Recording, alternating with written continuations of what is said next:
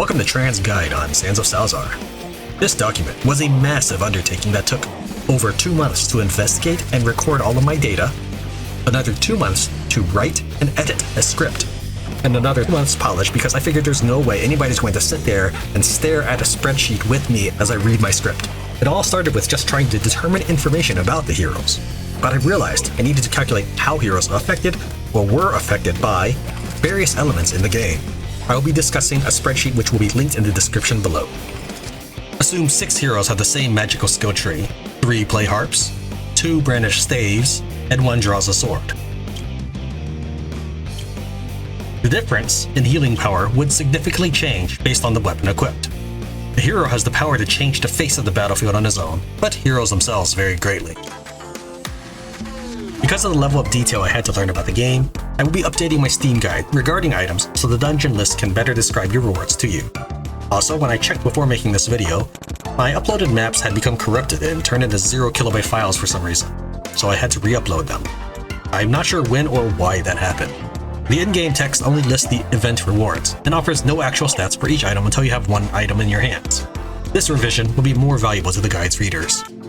And then, of course, I had to figure out army units. Most playable heroes have a passive ability that improves army type performance, such as Kaza's Salt in the Wound command skill, which gives light armor units a 5% chance, per relationship rank, to inflict bleeding on enemies.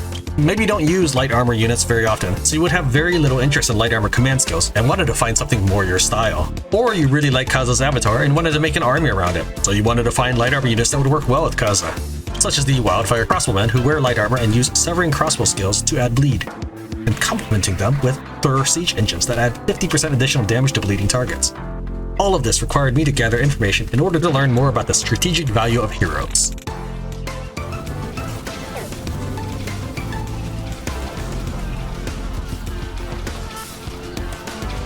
To begin with, I intend to conceal some of these columns. They will remain in the document if you wish to review it, but you will not require this information. Anything I hide is unimportant in regular play. I was hesitant to include the pictures because they make each row so large. You don't need to know the description either. You might like to know their relationships. Most characters will state who they like or dislike, but a few times their relationship modifiers reflect the opposite. Godi Kabir and Otis Kabir are such an example. They may also state a preference for a city or faction, but this appears to have no effect. Someone asked me about gifts, so I did make notes on them. But since you can't normally choose which gift you get, we'll go ahead and hide it. I've labeled things slightly different than the way the game does it. Having looked at 100 heroes, I have been able to more clearly isolate the patterns and the items each hero likes. Sure, one might say she likes cute things and handicrafts, and another might say he likes jewelry and romantic things. All of that actually serves to make things unnecessarily murky. I replaced the tags, special gear, wrestling, and things that raise my morale with a simple training gear, as all of these individuals will take the training helmet, training outfit, training gloves, and training spear. Occult has a heavy connotation and is replaced by mysterious. Handicrafts is particularly ambiguous, but all the items that handicraft people accept can also be described as carvings, which will include rings with carvings in them. Not only that, everyone who says they like jewelry will accept both the rings and the carved statues. Finally, different genres of music exist, and heroes may only like certain ones. If the companion says they like something but do not accept it in this version of the game, such as romantic, noble, or even treasures, then I omit it from the list as unacceptable gifts have no value to the player. Personality. Typically, each pair of personality traits add up to 10, with a couple characters adding up to 11. Looking at Huznu, kind is 4 and severe is 6 for a total of 10. Honest is 7 and cunning is 3, 2 sides of a coin which will also add up to 10. You have calm and anger, which indicate how much of a pacifist they are. Then there's strong and weak. I'll go ahead and hide this as well, because unless you want to intentionally build a party of all like-minded people, it's not going to be useful. I'll leave the character quest information. Most characters lack a quest. Starting faction. We'll leave that up so you can track the heroes. When heroes are not at war, they will regularly patrol between 2 settlements. This is the image that appears when you open your party screen. This is where their first trinket would be. This is where the armor would be, the weapon, and the horse.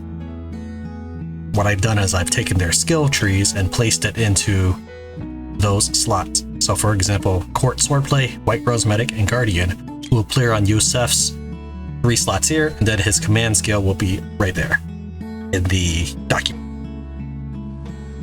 Fortitude is this character's command skill, represented by this icon, and at rank 1 it adds 4% max health to all troops. As far as I know, command skills only apply to troops and not heroes. His special skills, as I refer to them, are abilities that aren't in his known skill trees. They are distinct to that hero. Not all special skills have a relevant skill tree, and sometimes a hero just has a single special skill rather than the entire related tree. For example, meditation is part of a skill tree, but whose note only has that one skill from it.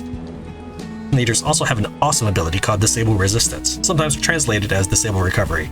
Refers to his resistance to disabling or crowd control effects.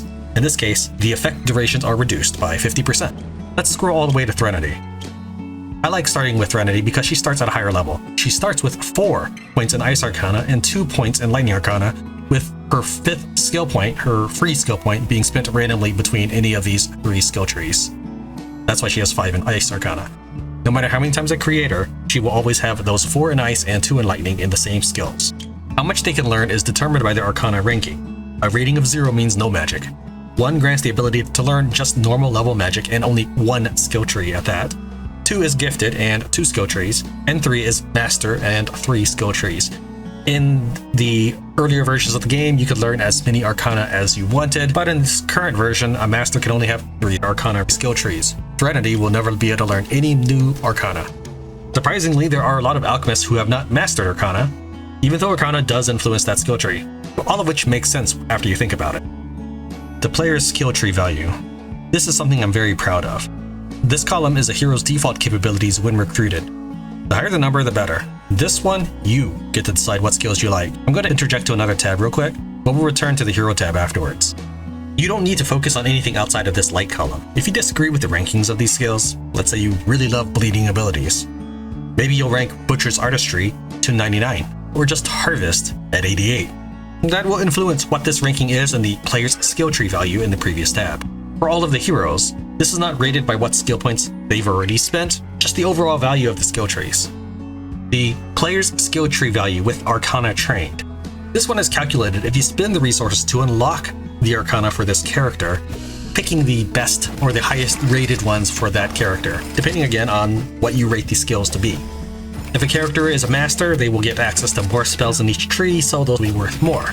And not only that, they can learn 3 Arcanas after you've already subtracted any of the ones they've already known.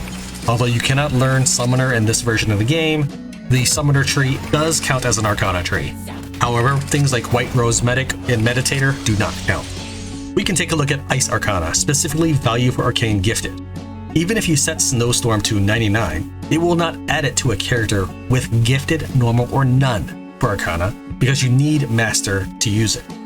This column is for you, if you're in it for the long haul. Kuznu starts at level 15. He has this many hit points without equipment, and this much with. Magic works the same way. Base strength is significant because it indicates how much a hero will grow in each level up. If you sort by current strength, you'll think, oh wow, all of these people are incredible, but they start off in factions. That's not entirely correct. They're only 14 levels higher than everyone else. Those who do not start the game in a faction will be at level 1. They will not, however, always be weaker than their faction counterparts. There is a level cap that everyone will eventually reach, even if you raise the level cap through multiple playthroughs. Kuznu has a base strength of 7, which is quite strong. When he reaches level 20, he'll have 140 strength, while the average strength is 94. Agility is only a 4, which is a disappointingly mediocre value. I'm going to hide the brawling stats because it isn't that helpful of a column. This is what I deduced were the stats used in brawling when I was thinking of starting a pro wrestling team and traveling from city to city, engaging in fistfights all over the world. So we're going to hide that, as it isn't a very practical column for the regular user. Brawling was added after my Spirit Mancer playthrough, but it is a small-scale battle against opponents in the same city, with gaps filled in by randomly spawned NPCs. We'll leave the total base stats visible so you can see the quality of the hero you have. We will hide their total stats for both equipped and unequipped forms for the sake of readability, as you'll most likely be upgrading your companion's gear. We have resistances and recovery values here. You don't need to know that, because there isn't a problem in the game that is best solved by basing your companion's attributes on this. This is the regen per second you get in battle. Next is the column of difference from unequipped or equipped, physical attack or magic attack. indicating how much value this weapon provides. Some weapons rank higher in this category than others because they improve both physical and magical attributes, but a hero will almost always benefit more from focusing on either physical or magical attributes. We'll go ahead and hide it as well. We'll leave the attack type such as bow or spear alone. This is significant because they will never use another weapon. Reek, in this case, will never be able to use anything other than a staff. You don't need to know anything about their starting equipment unless your game plan involves recruiting or defeating a hero with a specific low-ranking starting item. Sultan Bahat of the Alcala begins with a Master Gear Knight emblem with no bonus properties, and he would have likely upgraded his trinket by the time you recruited him. Throughout the game, the hero's equipment is upgraded, so this list will become obsolete as you proceed. I haven't found the preferred armor type to be useful, as a hero can wear whatever armor they want as long as they meet the attribute requirements. The game distinguishes between Knight, Cavalry, and Fortified, in addition to Light, Medium, and Heavy. When we get in the game's troop calculations, we will talk more about these types of armor. Movement speed is unimportant. This is their listed battle movement speed, which may still influence world speed in this version, but it isn't worth filtering heroes by. We'll also hide attack speed and range because they are mostly determined by weapon type.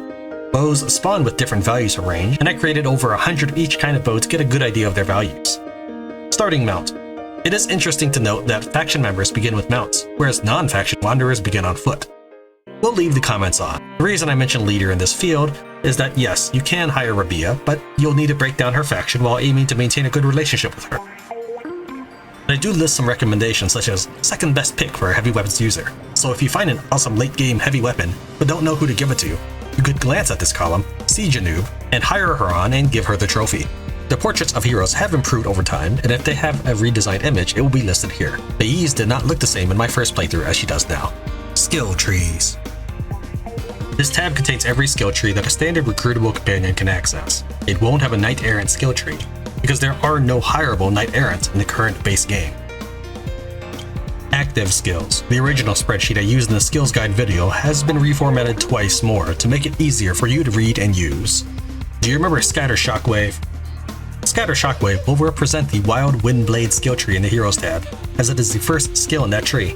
I'd rather not have the boxes over the hero portraits, but I can't remove them without losing a lot of visual information, so I figured I should fill them with something more meaningful than an empty equipment slot. For the waitresses, I put in the type of gifts they like. The following tab is Item Finder. Hunter's Longbow appears here 3 times because it appears in 3 different places. I expect you to filter or sort by source in order to make the most of this spreadsheet. Assuming you're level 7 and want to know what items are available to you, or maybe you're just passing through and want to see what's inside the Pottery Workshop.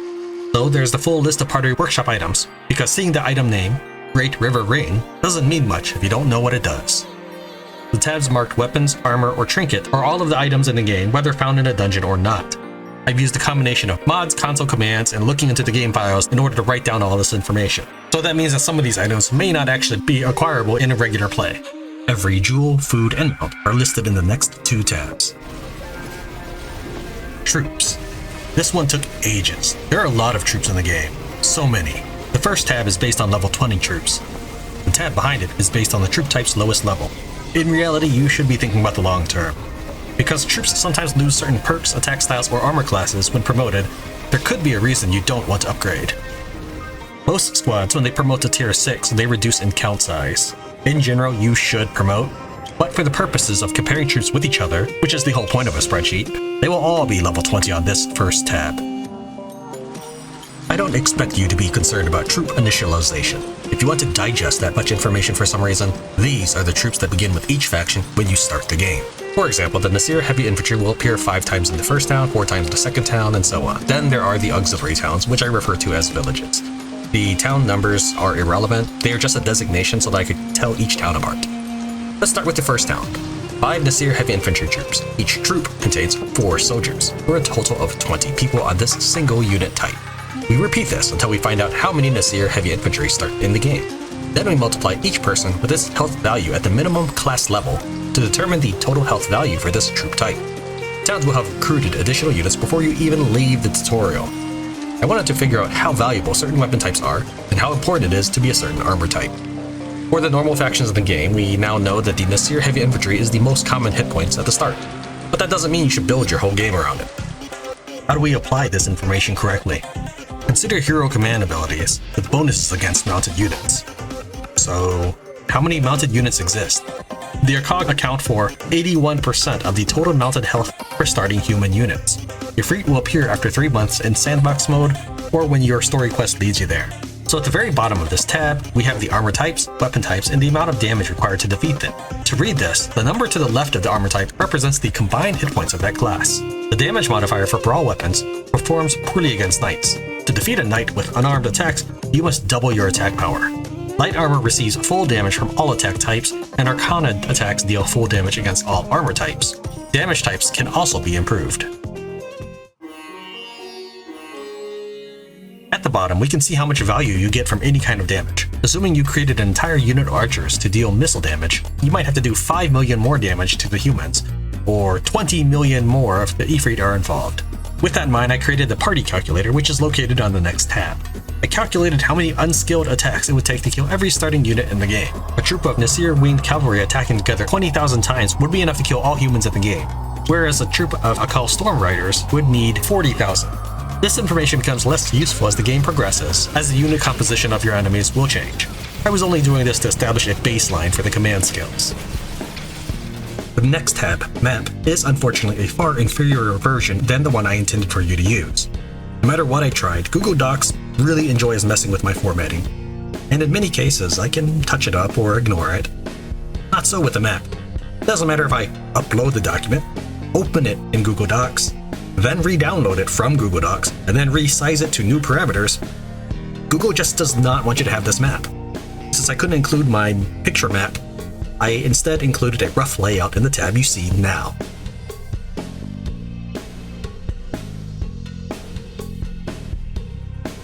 The final tab, Quest, features every standard quest in the game.